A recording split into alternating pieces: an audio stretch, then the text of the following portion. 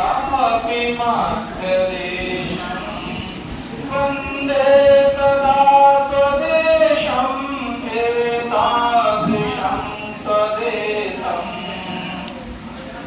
वन्दे ध्वजं त्रिवर्णं वन्दे स्वतन्त्रदेशं वन्दे सदा स्वदेशं एतादृशं स्वदेशं।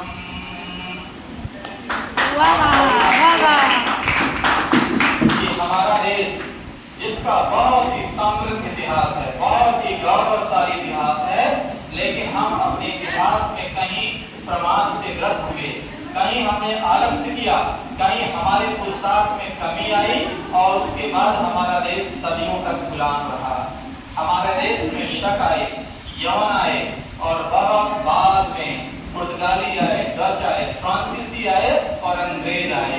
अंग्रेजों ने हमको लंबे समय तक गुलाम बना के रखा।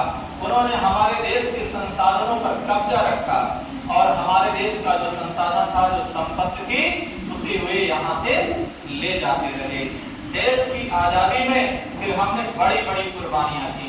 हमारे देश के बड़े बड़े नेताओं ने अपना बलिदान दिया, अपना योगदान दिया, जैसे महात्मा गांधी, पंडित जवाहरलाल नेहरू, सरदार पटेल, सुभाष चंद्र बोस, सरदार भगत सिंह, खुदीराम बोस। ढेर सारे नाम हैं, नामों की एक कतार है, नामों की एक श्रृंखला है, जिन्होंने अपना बलिदान दिया और उनके बलिदान के फलस्वरूप हमारा देश 15 अगस्त सन 1947 को आजाद हुआ। आजादी मिलने के बाद हमारा दायित्व और बढ़ जाता है। यदि कोई बंधनों में है, कोई गुलाम है, कोई मजबूर है, तो उससे कोई अपेक्षा हम नहीं कर सकते। जब आप करने के लिए आजाद होते हैं तब ये कहा जाता है कि आपने ऐसा क्यों किया या आपने ऐसा क्यों नहीं किया। तो आजादी के मायने बड़े हैं। आजादी आपको बहुत बड़ा उत्तरदायित्व देती है। इस आजादी का आप उपयोग कैसे करते हैं।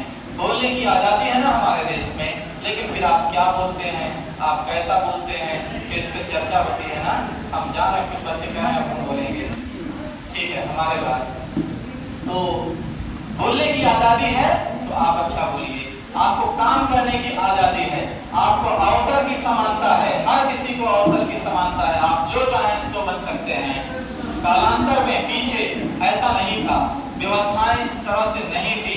हमारा देश आजाद हुआ और एक लोकतांत्रिक गणराज्य बना और उसमें हर किसी को ये मौका दिया गया कि वो अपने विकास के लिए, देश के विकास के लिए, समाज के विकास के लिए जो चाहे वो कर सकते हैं।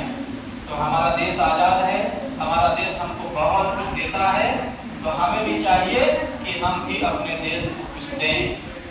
हम अपने देश को प्यार करें, देश को हम चाहें, लेकिन देश प्रेम का जो मार्ग है, देश प्रेम का जो रास्ता है, वो कांटों से भरा हुआ है। यह आसान रास्ता नहीं है, ठीक है।